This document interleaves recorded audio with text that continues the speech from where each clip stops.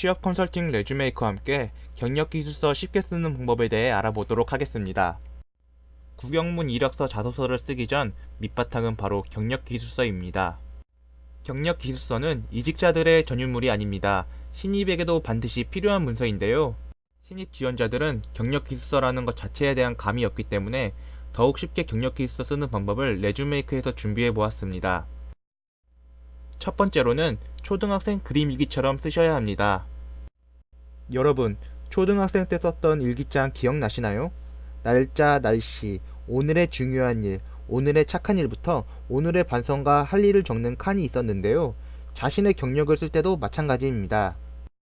발표 수업을 했다면 언제부터 언제까지 했고, 발표 수업에서 자신의 역할은 무엇이고, 잘한 점과 반성할 점이 무엇인지, 그리고 이를 통해 깨달은 점은 무엇이었는지를 쓰는 것입니다.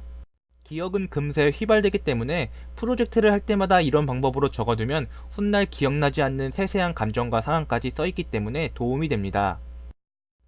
두 번째로는 내 컴퓨터에 새 폴더를 만들어 보는 것입니다. 여러분이 작성한 일기장에 폴더를 만들어 주는 겁니다. 쉽게 수업, 대외활동, 아르바이트로 나눌 수도 있지만 창의성과 기획력, 디자인 등 자신이 가지고 있는 역량별로 나눌 수도 있습니다. 협동심, 커뮤니케이션, 도전정신과 같은 인성적 측면을 나타낼 수도 있습니다. 그리고 하이 폴더들은 프로젝트의 가장 핵심적인 내용을 담아 제목으로 적어둡시다. 이러면 자신이 어떤 일을 했는지를 한눈에 볼 수 있습니다. 세 번째로는 내가 나를 인터뷰하는 겁니다. 우리 회사에 지원한 이유, 이 직무에 지원한 동기는 어떤 일을 했는지 구체적으로 설명해 줄 수 있나요? 이와 같은 자신의 경력과 관련한 질문지를 쭉 짜봅니다. 스스로에게 하기가 어렵다면 친구에게 질문지를 보여주고 좀 더 궁금한 사항이 있는지 적어달라고 해보세요. 질문지가 완성되면 이를 가지고 다니면서 2, 3일 동안 생각만 합니다. 그리고 마음을 먹고 자리에 앉거나 편안하게 질문지에 대한 대답을 해보는 겁니다. 쓰는 게 아니라 직접 말로 합니다.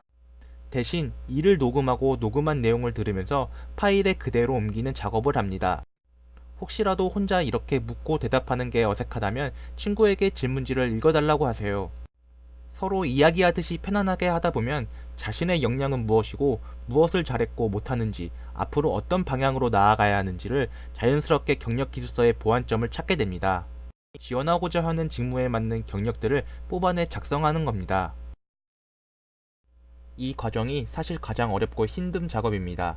특히나 신입이라면 직무에 대한 파악도 어려울 뿐더러 어떤 업무를 하는지 구체적으로 아는 바가 없기 때문입니다. 그럴 때 레주메이크를 찾아오세요. 90%의 합격률을 자랑하는 레주메이크는 직무 전문성을 가지고 여러분들의 이야기와 직무에 맞춤 경력 기술서를 완성해드리고 자소서와 면접 방법, 연봉 협상까지 이끌어드립니다.